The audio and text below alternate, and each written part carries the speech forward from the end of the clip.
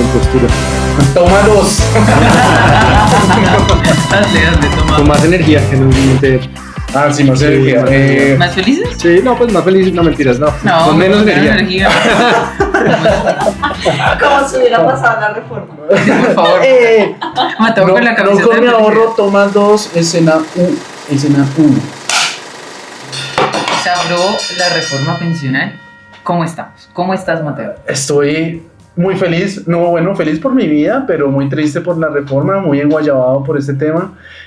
Nada, pasó lo que temíamos, ¿no? Al fin y al cabo yo estaba bastante realista. ¿Usted cómo la ve? Sí, yo creo que esto ocurriera era lo que se podía esperar desde que Gustavo Petro quedó electo presidente por allá en junio del 2022. De hecho, que se hundiera la reforma hubiera sido algo extraordinario e inesperado, ¿no? Esto es lo que se podía esperar. Y de hecho, es verdad que muchos de los colombianos que votaron por Gustavo Petro y que lo llevaron a la presidencia votaron porque esto ocurriera. Sí. Esto estaba en el programa de Petro, etcétera. Entonces, aún así, pues es una situación desafortunada y triste. Y además que para los tibios, esta era la mejor reforma posible que se tenía. Uy. Es decir, ¿Cuántas veces nos han dicho esa misma vaina? sí, como, no, es que de todas las reformas esta era la mejor cita. No, la reforma de la salud es malísima, ¿no? Los tecnócratas del país pues salían a decir, no, la reforma de la salud es perversa, esto es parte de la dictadura, no sé qué, van a controlar los recursos de la salud. Pero la pensional sí es buena. Sí. Como si no fuera al final la misma reforma, ¿no? Porque en el fondo es la misma reforma. De acuerdo, porque es que tal cual como lo hizo Mateo, que buscan todas las reformas del gobierno Petro, que el Estado tenga más control sobre los servicios, ya sea pensión o ya sea salud. ¿Y qué significa que el Estado tenga más control? ¿Qué dinero va a disponer? Pues que se va a meter con el ahorro de la gente.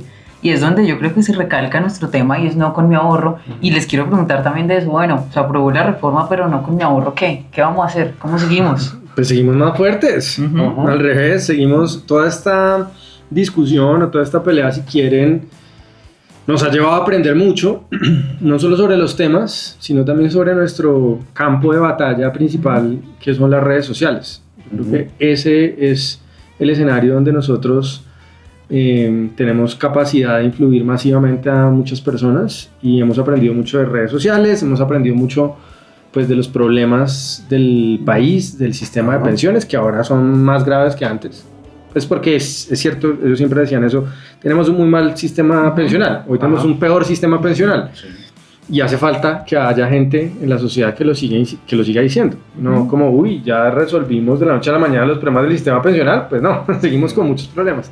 Entonces hace falta que haya gente como nosotros que sigan insistiendo y que comencemos a evaluar no solamente el tema de pensiones, sino otros campos de la discusión pública que también tienen que ver con el ahorro y con la vejez, con una sociedad que se envejece y pues con el futuro del país. Yo quiero decir dos cosas y la primera es que lo primero es, yo creo que por lo menos nos podemos sentir bien, siendo que es una lucha que perdimos y que la perdimos con golazo, es decir... Sí, 5-0. 5-0 con todo, así, Colombia-Argentina en 1993, nosotros fuimos los argentinos.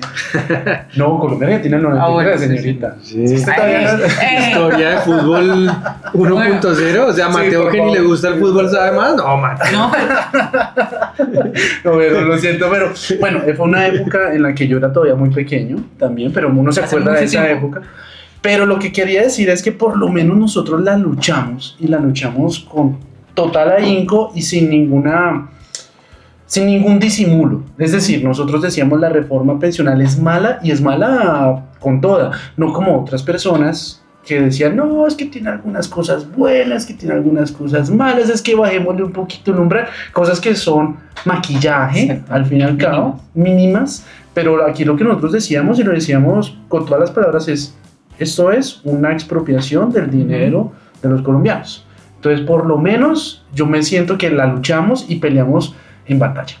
Y que la vamos a seguir luchando, ¿no? Claro, y yo creo que, o sea, lo hizo Mateo, pero hay que recalcarlo, y no con mi ahorro, puede que no haya sido el único, pero fuimos de los muy pocos, si se pueden contar con una mano, personas o movimientos que se opusieron radicalmente a todos los artículos de la reforma pensional, a todos. Porque hay políticos que hoy dicen, no, esa reforma horrible, la forma en que se aprobó, no. Ay, pero estaban hablando del pilar semicontributivo y que del pilar solidario, que tan chévere que le van a dar una renta a los viejitos. O sea, no. Y yo retomo algo que decía Julio en una intervención en la audiencia pública, que decía, es increíble que nosotros tengamos que pasar a cosas tan mínimas como el tema del umbral, cuando es que el punto principal es robar está mal. Y la reforma pensional roba a la gente, roba la plata de los afiliados. En todos los pilares hay un robo. Sí. Entonces me indigna mucho que nos toquen pasar a explicar, no, que el umbral, no, que uno de cada 4, no, que uno de cada 5. Ay, hombre, o sea, son cosas tan mínimas cuando al final es la reforma roba. Ya por el hecho de saber que la reforma roba, Sí, claro. yo, digamos, en una sociedad ideal, moral, ética, me imaginaría yo que ya todo el mundo se pondría, pero no. Pero hay que dejar muy claro, no con mi ahorro, nosotros fuimos de los muy pocos que desde siempre hemos dicho que esto está mal. Sí, uno podría decir, bueno, estos manes tan radicales, la reforma tenía elementos buenos, tenía elementos que avanzaban, como por ejemplo el asunto de limitar las cotizaciones a colpensiones, incluso como el asunto de, que, aunque yo no estoy de acuerdo con que eso haga parte de la reforma pensional, como el asunto del pilar solidario, uno puede decir, bueno, pues se gastan tantas tonterías la plata del Estado que dedicar 5, 6 o 7 billones de pesos de los 500 que administra el Estado a financiar una renta de 230.000 pesos para los ancianos en pobreza extrema, pues yo creo que puede estar uno de acuerdo. Otra cosa es de dónde sale la plata, ¿no? Que esa ya es otra discusión distinta. Es otra discusión distinta, pero bueno, uno podría decir en ese punto, al margen del financiamiento, uno podría estar de acuerdo en eso, podría estar de acuerdo en limitar las cotizaciones a colpensiones, que de hecho esto es una pelea que de mucho antes otras personas, y yo estaba ahí, pues insistíamos en que hay que marchitar a colpensiones. El problema es que esos puntos no estaban aislados, esto hacían parte de un conjunto de medidas, de un cuerpo. Exacto. Entonces no tenía sentido avalar un aspecto, como hicieron muchas organizaciones, avalar pequeños aspectos dentro de la reforma y decir, no, es que la reforma tiene cosas buenas y cosas malas, y al final la gente no sabía, entonces pues si tiene cosas buenas y cosas malas, entonces no es tan mala, y bueno, que esa creo que fue como la opinión dominante, ¿no? Sí, si la gente decía como tiene cosas buenas, tiene cosas malas, el sistema está mal, pues algo es algo, y pues no entiendo los detalles, pero al final no será tan mala, si tiene algunos aspectos buenos, pero como decías tú, pues al final lo central de la reforma era obligar a las personas a cotizar a colpensiones. Esa era la reforma pensional detrás de, sí, todo el cuentazo, los detalles técnicos y todo lo que hay de fondo en esta reforma es, usted que está en un fondo privado, cotiza una cuenta individual, ya no puede hacerlo, cotiza en colpensiones, y explicar las consecuencias de eso. Yo estoy de acuerdo con ustedes, fuimos de los pocos que dimos la pelea por decirle a la gente claramente cuál es la consecuencia de eso, qué consecuencias tiene para el futuro. Y ni siquiera es que esta reforma acabe, y usted ya lo ha dicho en algunas intervenciones, esta reforma ni siquiera es que acabe las altas pensiones, pues por eso está el régimen de transición que está tan bajito, de 900 semanas para los hombres, de 750 para mujeres, y además de eso la puerta de entrada que se le da en la misma reforma pensional a las personas que les hacen falta menos de 10 años, que supuestamente, como está hoy el sistema pensional, si usted le faltan menos de 10 semanas para pensionarse, usted no puede, ¿qué dije yo? Semanas, perdón, 10 años para pensionarse, usted no puede pasarse, y en la reforma pensional usted pues puede hacerlo. Entonces en ese sentido como que, es decir, sí, vamos a tener ¿cómo diríamos? Menos megapensiones, o vamos a acabar con las megapensiones, pero como en 40 años por ahí. Entonces, y se van a sumar unas nuevas que antes no estaban, ¿no? Por el traslado que usted dice. Entonces sí, detrás de cada afirmación del gobierno sobre esta reforma generalmente había más detalles ocultos que la gente no estaba viendo. Otra cosa que pasó desde el último podcast es que salió un artículo de Kolchek refiriéndose a nosotros, ¿no? Entonces yo les quería preguntar cómo vieron ese artículo. Pues, refiriéndose a nosotros es desmintiendo, según ellos, prácticamente todos nuestros argumentos, diciendo que estábamos o mintiendo o que hacíamos afirmaciones que eran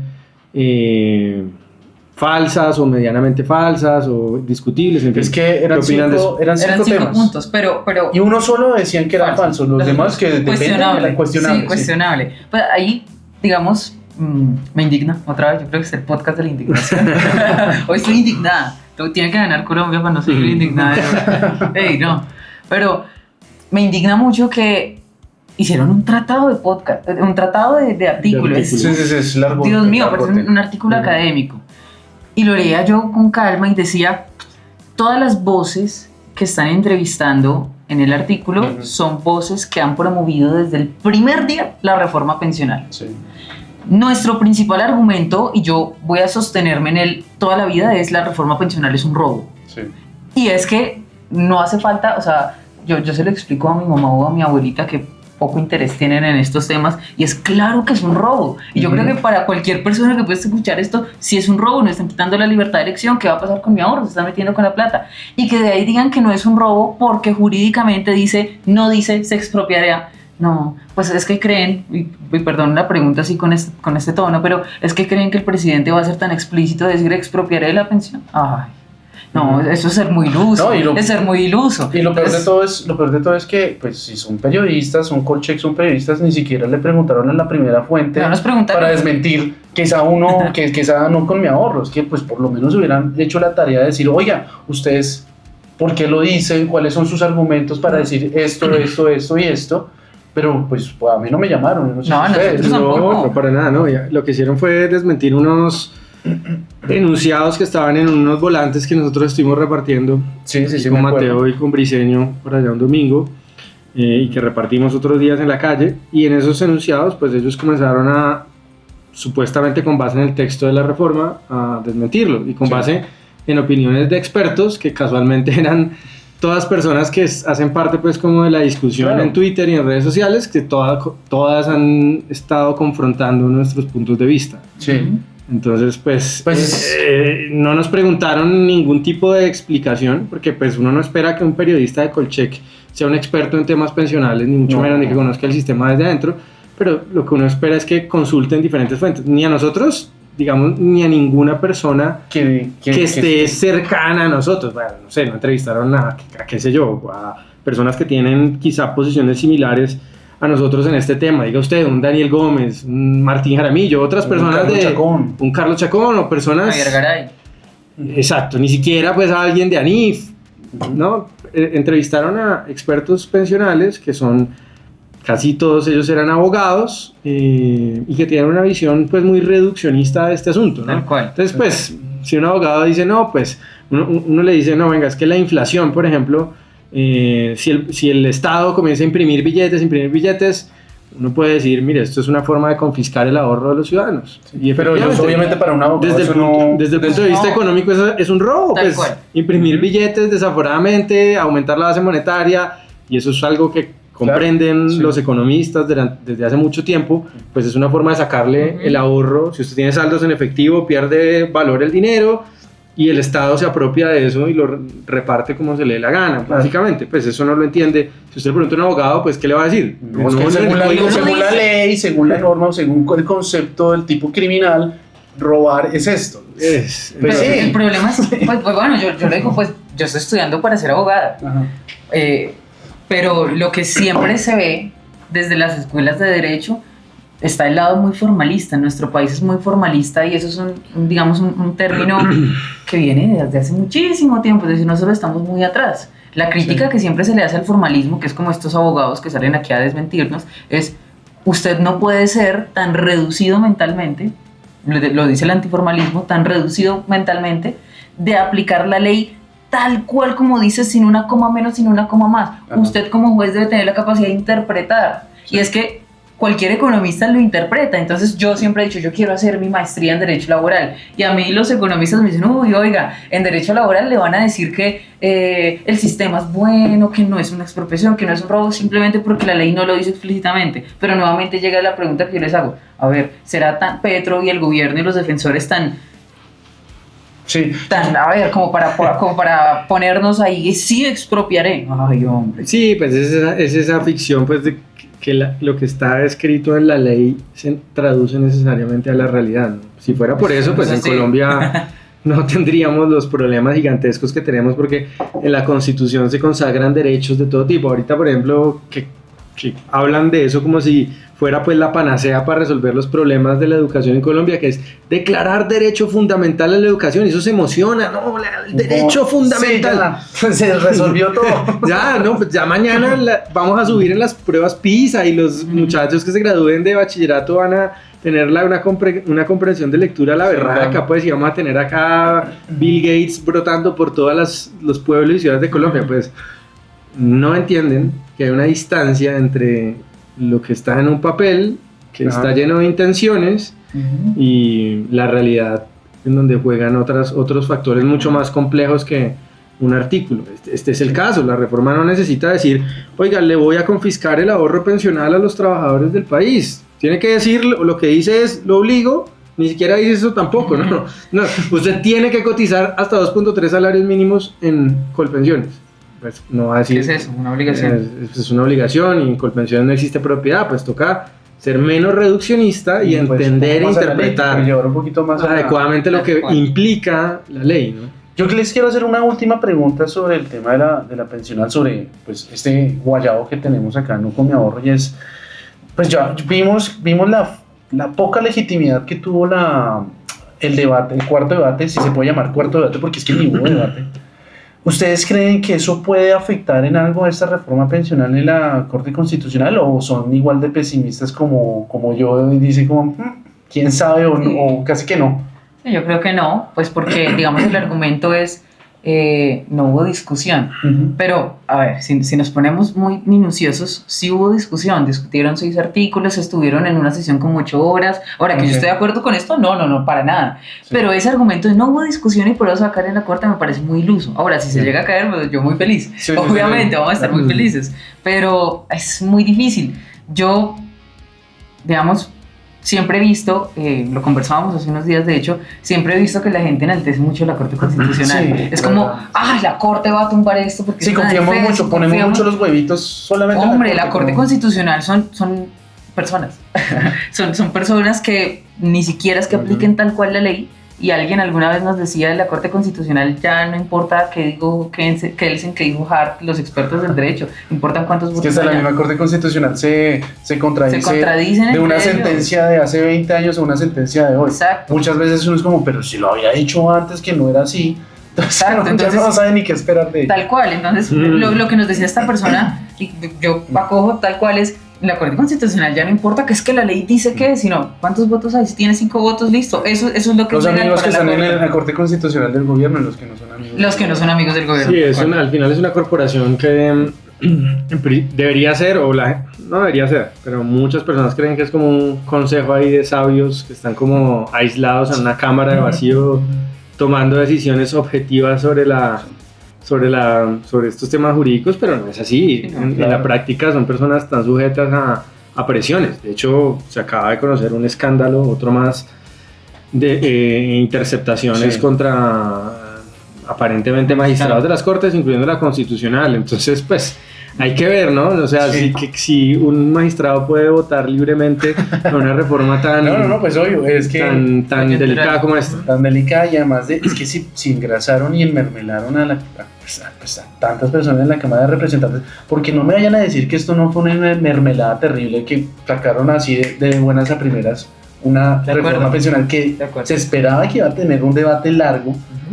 Si pasó eso, pues tan difícil a 9 personas. Además, con tantas tonterías que tenía la reforma, incluyendo la de las comunidades indígenas, afrodescendientes y campesinas, que cobija como a la mitad de colombianos, ¿no? Un régimen especial. Ni hablar del asunto de las mujeres, que es muy delicado. A nadie le gusta hablar de eso porque queda pues como el cerdo machista, pero desde el punto de vista de los números y fiscales es muy complicado lo que se aprobó. Yo creo que eso todavía no se ha escarbado suficiente de cuál va a ser el impacto económico de que las mujeres en Colombia coticen durante tan poquito tiempo. En ninguna parte del mundo están hablando, cotizan apenas, están hablando de 20 años o menos de cotizaciones. Eso es una locura. Una locura, menos que ese es otro tema. Acabamos de hace como 2 días salió el informe del DANE sobre natalidad, no sé si lo vieron. Sí, no, Pues estamos rompiendo récords. Rompiendo, en 10 pero años.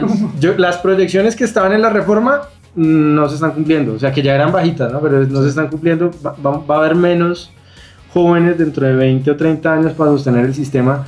Incluso leía un análisis de unos profesores de una universidad gringa sobre este tema, decían que Colombia, específicamente Bogotá, ya tiene una tasa de natalidad inferior a la de Japón, imagínense eso, inferior a la de Japón.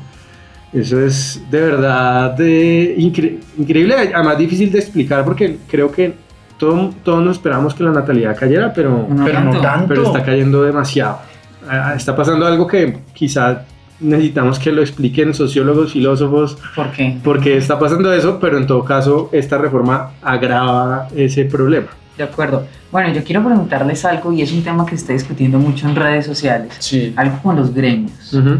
Que dicen que hay un artículo, que nos expliques, Julio, que hay un artículo que le otorga unas comisiones a los gremios que administran las pensiones. ¿Cómo es eso, Julio? Pues es un tema bastante enredado y bastante complejo, ¿no? Yo creo que es como en todos estos temas es difícil como ponerlo en blanco y en negro. Hay que tratar de entender un poco más. A ver, el sistema cambió radicalmente, pasó de que haya 19 millones de personas afiliadas a los fondos de pensiones a que esos 19 millones desde julio del año entrante pues van a quedar posiblemente 2 millones de afiliados aportando. ¿Sí? Entonces, evidentemente eso cambia el modelo financiero con el que funcionan estas empresas, porque ustedes en el fondo de pensiones le cobraban a la entrada, le cobraban una tarifa cada vez que hacía aportes al fondo de pensiones. Estos decían, bueno, yo voy a cobrarle una tarifa de entrada y con esa plata yo le administro hasta durante las próximas 4 o 5 décadas y luego le entrego su ahorro. O sea, si no se alcanza a pensionar. Solo cobraban a la entrada, pues no cobraban una vez porque si tú haces cotizaciones regulares te iban a cobrar cada mes, ¿me entiendes? Una comisión cada mes. Lo que pasa es que de esa plata que entraba te cobraban una vez y luego en la siguiente consignación te volvían a cobrar una comisión y la siguiente otra consignación, pero si no hacías más consignaciones no te seguían cobrando. Entonces es un modelo de comisiones que se usan algunas veces en el mundo, pero los más normales es que te cobren es por la plata, como se llaman las comisiones por administración. Entonces, si tú pones, es decir, si usted no mete plata, igual le siguen cobrando. Igual te siguen cobrando. ¿Qué es lo que está pasando ahorita? ¿Qué es lo que se aprobó? Se aprobó. El problema entonces, ¿qué es? Que si usted deja el modelo igual,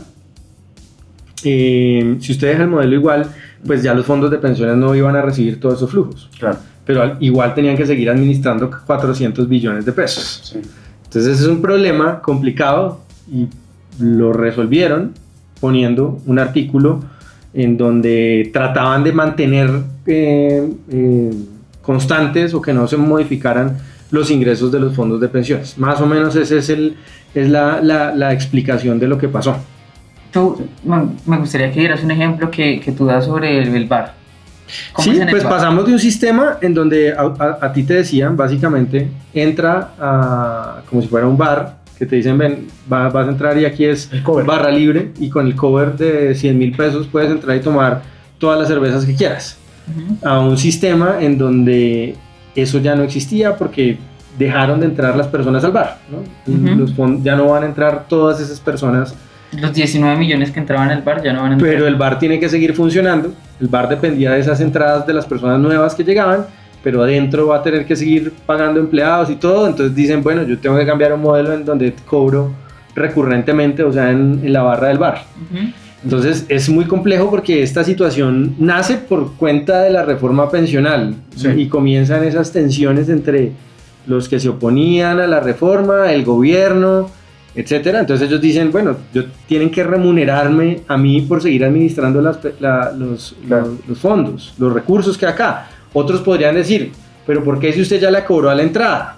Y estos le van a responder, oiga, pero yo de todas maneras necesito seguir operando, y si no me pagan, ¿yo por qué voy a seguir? Si no me pagan no va a tener ingresos, o los ingresos se van a reducir 80% yo no voy a poder seguir operando y yo me voy a ir de acá y nadie va a querer llegar si no hay un esquema de remuneración adecuado. Ese es más o menos el panorama para tratar de entender qué es lo que pasa. O sea, no es tan blanco y negro. Ahora, lo que sí es cierto y lo que uno se pregunta es, al final de cuentas, todos los que terminan llevando el pato en esto son los ahorradores, claro.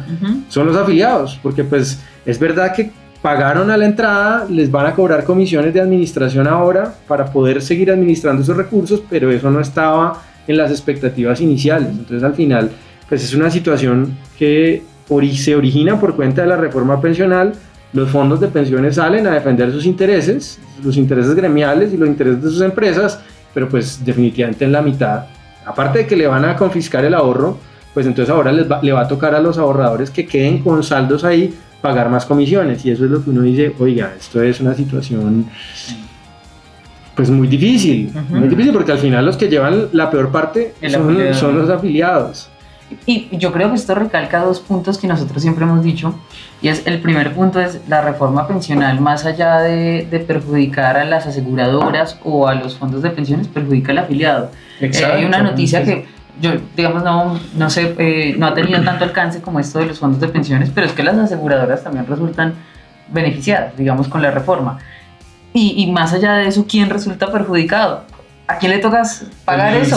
Es que ese es el problema. Y yo o sea, los afiliados. Yo creo que ese es el tema, al fin y al cabo, al fin y al cabo el 90%, o si quieres un poquito más de todos los colombianos que piensan pensionarse alguna vez, son los afectados, sea que estén en fondos privados de ahorro, sea que estén en Colpensiones, sea que, bueno, a excepción de los que están en régimen de transición, pero entonces ese es el problema. Pero bueno, yo creo que, no sé, a mí me parece que esos temas ya hemos hablado mucho de eso, y yo creo que es justamente, y es algo que me parece importante anunciarlo hoy, y es qué es lo que va a pasar con mi ahorro, ¿no? Pues ahora tenemos un reto ya mismo por delante, que yo creo que estábamos haciendo activismo, digamos, de cara al Congreso. Sí.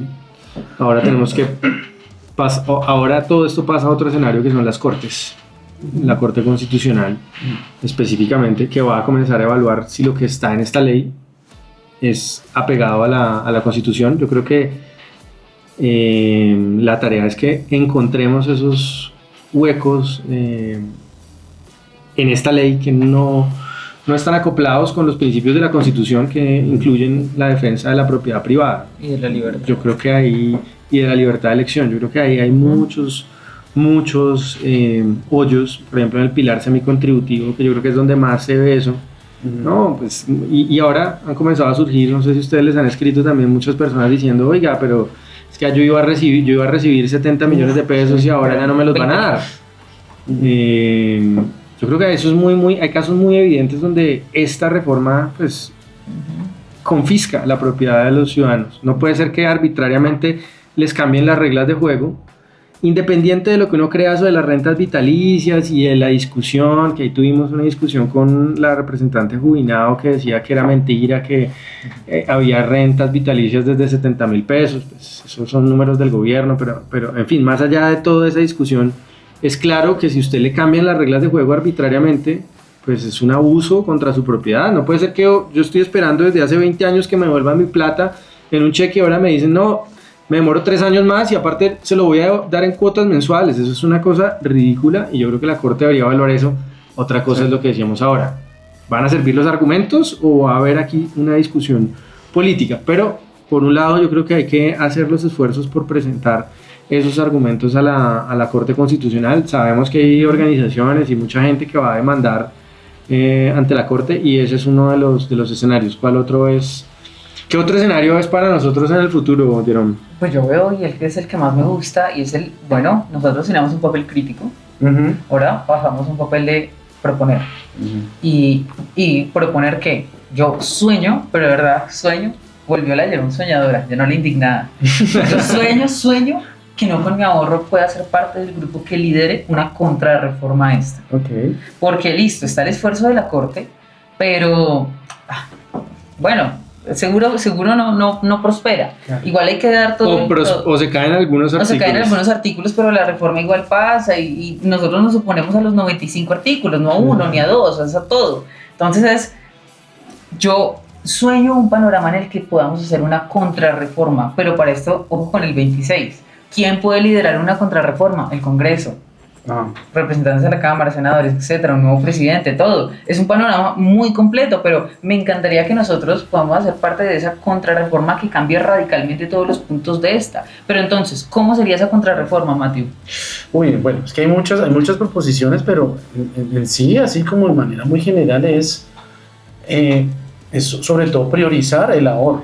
¿Sí? Eso sí, yo creo que es lo más fácil de decir, y es el tema de, obviamente, uno no puede descuidar, digamos, las clases más vulnerables. Si uno, es verdad, y yo soy de los que también digo, es necesario que, digamos, esas personas que ganan un salario mínimo, que ganan menos de un salario mínimo, que hay muchas personas en Colombia que, es decir, toda la informalidad, que más o menos es el 58% de los colombianos trabajadores son informales, y el 40% de los colombianos en total más o menos están ganando menos del salario mínimo. Obviamente que hay unas personas en las que uno puede ayudarles con, digamos, con el pilar solidario, es decir, entiendo, y no voy a ponerme aquí a discutir si 223, pero obviamente que sí es necesario eso. Pero digamos, las personas que tienen capacidad de pago, tienen capacidad de ahorro, no tienen por qué de ninguna manera estar dependiendo del Estado, y es justamente eso lo que sucede con esa reforma pensionaria, es que todos los colombianos, sean desde los más pobres hasta los más ricos, terminan dependiendo de alguna manera del Estado. Claro, porque pasan obligados a pensiones. Y entonces yo creo que eso sería como lo primero, es decir, mire, existen de pronto unos planes para las personas más vulnerables o los que ganan un salario mínimo, a menos de que uno sí pueda llegar y decir, oiga, estas personas necesitan de un apoyo del Estado, no voy a ponerme a pelear en eso. Pero digamos, las personas que ya tienen una capacidad, que todo sea completamente de ahorro privado, ¿sí? Que sus ahorros puedan llegar y él decida cómo ahorrar, no solamente en esas 4 fondos privados de pensiones, sino que una contrarreforma podría también pensar en que hablar ahora de la competencia. Ahora la competencia y ahora también los modos de ahorro, ¿sí? No solamente, no es que se va a ahorrar de esta manera, con renta variable, renta fija y ya. No, hombre, también hay que pensar en otras maneras. ¿Por qué no? Yo no soy enemigo de la idea, si alguna persona, digamos, quiere ahorrar y meter la plata en bitcoins o en las monedas que quiera, pues también deberían tener la libertad de hacerlo, ¿no? Obviamente con algunas limitaciones, en el sentido de que, qué sé yo, si hay algunas estafas, pues uno también tiene que ponerle el control a algunas estafas o a algunos otros DMGs, sí, que la persona sale de Colpensiones, que es un esquema Ponzi, a otro esquema Ponzi, pues ahí sí ya habrá un problema. Pero por ese lado yo creo que es eso, priorizar eso, en el sentido de que si usted no ahorra, usted no tiene pensiones, y es lo que hemos dicho desde el principio, y justo más cuando tenemos una demografía que está batiendo récords en caída. Pero yo les pongo también otro escenario, y es que desafortunadamente, sí, es verdad, hay que comenzar a caminar hacia una contrarreforma. Ahora puede ser un camino muy largo. Sí, claro. Puede ser un camino muy largo, pero la izquierda radical en Colombia estuvo 30 años tratando de demoler este sistema pensional. Entonces, pues no quiero ser yo el que diga, oiga, nos vamos a demorar 30 años en revertir este sistema que quedó muy mal hecho, pero no sabemos cuándo. Entonces hay otro escenario, que es el escenario del individuo, ¿no? De las familias. Si ustedes, independientemente de dónde esté cotizando hoy, tiene 30 años y quiere comenzar a pensar en su futuro, pues tiene que pensar en ahorro privado. No tenemos en ahorro individual, porque yo creo que estamos realmente ante el fin de la pensión estatal. Es decir, las personas que creían que el Estado iba a ser capaz de entregarle un dinero suficiente en la vejez para subsistir 20 o 30 años, tienen que comenzar a tomar conciencia, y esto no se lo van a decir a los políticos, de que ese mundo ya no existe, de que su vejez no puede depender del de atrás, ni de que el Estado le transfiera, ni de nada, ¿no? Esa es una realidad, y es una realidad, digamos, que es difícil porque, de contarle, porque a mucha gente no le interesa que esto se sepa. Los políticos no quieren decir que la pensión estatal se tiende a morir, porque pues la realidad es que usted, en el mejor de los casos, y más con las reformas sucesivas que vengan, se va a comenzar va a haber pensiones máximas de 2 millones de pesos, 1,5 millones, un salario mínimo, por ahí, hacia allá vamos, y además pensionándose en una edad mucho más lejana. Claro. Eso para muchas personas no se puede depender de la pensión. Claro, para otro grupo de la población es una tragedia, porque hay gente que no tiene capacidad de ahorro y está en la informalidad y muchas otras cosas. Pero los ciudadanos que puedan ahorrar ya mismo tienen que decir, oiga, es que con pensiones, si yo me iba a pensionar, como mucha gente pensaba, con 8 millones de pesos, 7 millones de pesos, ahora va a ser con 2 millones de pesos. Usted puede vivir toda su vejez con 2 millones de pesos, como usted quisiera. ¿Puede vivir la vida que usted quisiera con 2 millones de pesos? Pues en muchos casos la respuesta va a ser no, y no hay otra salida sino el ahorro privado.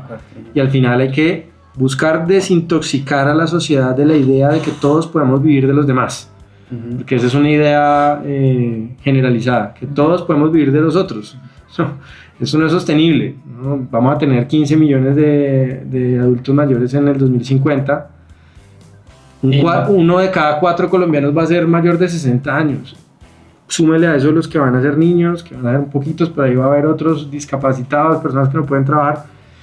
Vamos a estar en una situación muy precaria si no comenzamos a prepararnos para ese invierno demográfico. Yo creo que al margen de lo que pase con el Estado, hay organizaciones que tienen que comenzar a hablarle a la gente, mire, no, el Estado en esto va a fracasar, esto no es una solución para la vejez de los ciudadanos, tenemos que comenzar a buscar alternativas por fuera del Estado para planificar nuestro futuro pensional. Yo creo que ese es otro campo en el que tenemos que jugar sin renunciar a que mejore el sistema estatal de pensiones, que también tenemos que participar ahí. Eso es algo que me parece muy importante, y es no solamente pensar que no con mi ahorro, no solamente piense en esa contrarreforma, que estoy completamente de acuerdo que uno puede pensar en eso, pero sí concientizar a las personas, hacerles entender no solamente que usted no puede depender del Estado, sino que usted desde el principio, desde joven, usted tiene que pensar cómo pensar en esa vejez, cómo prepararse para esa vejez. Yo sé que eso es muy aburrido para un chino de 18 años, a excepción de Jerome. Es rara. Pero sí es necesario que las personas por lo menos se concienticen y como que sembrar esa semillita en las personas jóvenes y decir, mire, usted no va a tener la misma vitalidad que tiene hoy. Usted también tiene que empezar a prepararse y empezar a que las personas comiencen a pensar en un largo plazo, en decirles, mire, ¿cómo va a ser? ¿Qué va a hacer usted? ¿Qué está pensando hacer usted para cuando cumpla 70 años? Que ya no va a tener la misma energía, no va a poder trabajar. Yo sé, a ustedes les va a encantar vivir en Bahamas y hacer surf cuando tengan 20 años y perfecto.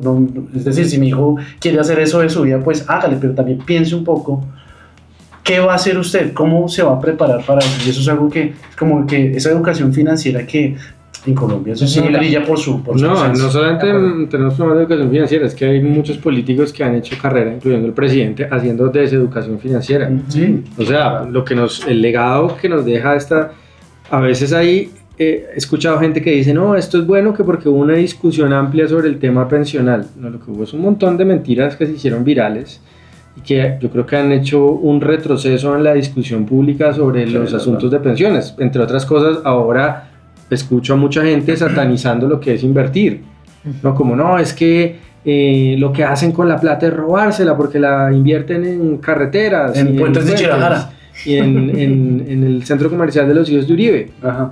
Pues no sé, más allá de si esos casos específicos son ciertos o no son ciertos, pues lo que sí deja detrás es que invertir es casi una cuestión inmoral, ¿no? Sí, lo satanizan. Que cuando usted invierte en Amazon es como si usted le regalara la plata a Jeff Bezos para que se fuera de rumba. Que eso es más o menos lo que dicen ellos con este. Si eso es así, entonces invertir es malo y, como lo dicen ellos, no podemos pensar de esa manera egoísta. La inversión es como un asunto individualista y egoísta y todos, el único proyecto de vida prácticamente que tenemos que cultivar es depender del Estado, y eso es una idea cancerígena. Es una idea cancerígena para cualquier persona, ¿no? Una persona que piense de esa manera pues va a decir, bueno, no, yo soy solidario, entonces no tengo que planificar mi vejez, ahorrar, tener una cuenta, invertir, son actividades inmorales, porque con eso los bancos se están enriqueciendo, o Sarmiento Angulo se está enriqueciendo, o Asofondos se está enriqueciendo, o quien sea, ¿no? Pero entonces yo no hago nada, ¿no? Entonces simplemente voy a cotizar mis ahorritos a Colpensiones y entre 20 o 30 años espero que me den mi pensión, y pues resulta que ya nos están anunciando que va a haber otras reformas, y cuando nos anuncian otras reformas, eso significa más recortes a las pensiones. Exacto, grave. Que ya lo están recortando, ¿no? A mí me parece increíble que esta reforma se terminó la discusión y no se entendió prácticamente. Yo a muy pocas personas les he escuchado explicando que la reforma recorta las mesadas de prácticamente todo el sistema, incluyendo los de Colpensiones. Sí, eso sí es algo que no se entendió nunca. nunca. Van a tener menos dinero, y es tal cual la expectativa que alguien tenía de pensión, y yo vuelvo a hacer el chiste que hice hace un tiempo y ustedes no se rieron. Espero ahorita sí se rían, pero ¿cuál? La expectativa que tenía la gente de pensión básicamente es que hay que preguntarles si conocen a Yapper, porque ya perdieron. Qué chiste, Jerome. Dios mío. Destornillarnos de la risa. Hay que bueno, queda en cámara, que me hacen bullying. Queda en cámara, queda grabado. Dios mío, este equipo no pero me te quiere. queremos. No, pero tienes razón. Sí, tienes razón. El chiste es malo, pero sí. Es decir, lo que tienes razón, es un chiste malo. No, mentira. Lo que hay que decirle a la gente es: tenías una expectativa de pensión, redúcela por lo menos a la mitad. Por lo menos. Sí. Por bien que te vaya, redúcela a la mitad. Y no es solamente para la gente que está en Colpensiones, también para la gente que está en ahorro. Tiene expectativa de recibir tu ahorro, ya perdiste. Oiga, pero en el podcast anterior que grabamos, que yo llegué tarde en los Andes, anunciamos el asunto, no sé si eso quedó grabado. ¿Qué? El asunto del documental. Yo quiero que Jerome nos cuente sobre el documental. Ah, sí. ¿Qué es lo que vamos a hacer? Que ese es otro propósito. Otro que yo creo que es el más próximo, sí. No con mi ahorro. Bueno, viene aquí la cosa que más feliz me hace. Imagínense que estuvimos participando hace un tiempo con Atlas. Atlas es una fundación de Estados Unidos, es una fundación liberal libertaria que financia proyectos. Entonces, nuestro proyecto de No con mi ahorro, que es en defensa del ahorro de la gente y de la libertad de las personas, presentó una propuesta para hacer un documental. Y nos ganamos un grant, es decir, un apoyo de Atlas para poder hacer un documental. Y nosotros estamos soñando ese documental a lo grande. ¿Qué queremos hacer? Lo que queremos hacer es un documental en el que mostremos la historia de las pensiones en América Latina. Para eso, irnos a otros países, no vamos a decir cuáles, ya los verán ustedes cuando salga publicado el podcast, el documental, pero irnos a otros países a mostrar qué pasó con reformas muy similares a estas que aprobaron en otros países de Latinoamérica. Otras reformas que expropiaron el ahorro de la gente y cómo está viviendo la gente en esos países. Contar de forma muy didáctica, como lo solemos hacer en nuestros videos, qué significa lo que se aprobó allá, qué significa lo que se aprobó acá y a dónde va Latinoamérica. No les vamos a decir qué países, pero ya sabrás qué países. ¿Qué países? Literal. Pero entonces estaremos contándoles un poco más sobre este documental, pero es algo que me llena de mucha felicidad. Vamos a dejar un documento audiovisual de el futuro que le espera a los jóvenes es actuales. Un futuro horrible. El podcast más positivo. Es que no, yo creo que sí, todo hay que tomarlo en términos condicionales, ¿no? O sea, si no actuamos, si no hacemos, si no planificamos el futuro de la vejez en Colombia, nos esperan unas décadas muy complicadas, sí. Muy complicadas. Ese tiene que ser también nuestro mensaje, porque el otro asunto que tenemos en la carpeta es, bueno, el ahorro, el asunto del envejecimiento demográfico, que son nuestros temas centrales, y la planificación del futuro. No solamente está involucrado el tema de pensiones, también el tema de salud, por ejemplo. Claro. Cada vez tienen más problemas. Sí. Yo leía un informe que sacó una firma que se llama Sectorial, que decían, el sistema cuesta 100 billones de pesos. Sectorial es muy chévere para buscar datos. Unos informes muy interesantes. 100 pesos vale a las EPS pagarle las citas, las cirugías, los medicamentos a los afiliados. Y están recibiendo en 2024 apenas 89 billones. O sea, el déficit solo este año es de 11 billones, 10, 11 billones de pesos. En un año, eso es una reforma tributaria, ¿no? Eso es lo que pueden sacar a una reforma tributaria sin problema. Es decir, un boquete gigante, y es un año, pero el año pasado hubo otro boquete parecido, claro. Se ha acumulado, y lo que están diciendo, que me pareció alarmante, yo no sé eso porque no salió con más fuerza, es que básicamente la plata se acaba de aquí a septiembre. Entonces, porque dicen lo que sucedía antes de la ley de la edición, que en octubre, noviembre ya no se podían prestar servicios de salud. Exacto. Entonces, creo que lo que tenemos hacia donde deberíamos ir es a entender la salud. También, hemos dicho que hay que ahorrar para sostenerte en salud, porque también ahí aplica como esa misma idea cancerígena. No, el Estado va a cuidar de mí, pero es que vamos a hacer 15 millones, sí, ojalá llegar allá en 2050, y vamos a hacer 15 millones de viejos pidiendo citas permanentes. El cuidado de la salud de las personas adultas mayores es muy caro, no va a haber plata. Para ponerle unos datos a eso, según la República, lean en la República, según la República, la cantidad de abuelos se va a duplicar. En comparación con el 2020 se va a duplicar a 2050. ¿Qué cosa tan absurda? No, en 30 años, eso exacto, no es se va a duplicar. Y otro dato es, ayer leí a un experto en salud que decía, imagínense que lo que cuesta un abuelo es lo que cuestan 5 jóvenes, el sistema de salud. Entonces, claro, más o menos hagamos esa magnitud de cuando seamos en 2050... Claro. 18, 16 millones de abuelos. ¡Uy, qué cosa tan absurda! El tema, yo no sé, yo creo que de pronto pueden estar cansados los que me escuchan repetirlo siempre, pero es que el tema de la crisis de la salud, por eso se relaciona con mi ahorro, es que cuando este gobierno llega, y obviamente no estoy diciendo que sea solamente culpa de este gobierno, también de los anteriores gobiernos, pero el tema son cómo calculan el tema de la inversión de la salud aquí en Colombia. Y además de eso, cómo lo calculan de manera que se está empezando a convertir en lo que ellos habían dicho, una crisis explícita. ¿Sí? Ellos mismos, cuando hablan del cálculo de la UPC, y la UPC que la suben al 12%, pero tenían que subirla por lo menos al 20%. Obviamente eso quiere decir que no están utilizando o están desfinanciando el sistema de salud con el fin de crear esas crisis explícitas, con el fin de lo que usted dice, volvernos más dependientes del Estado poco a poco.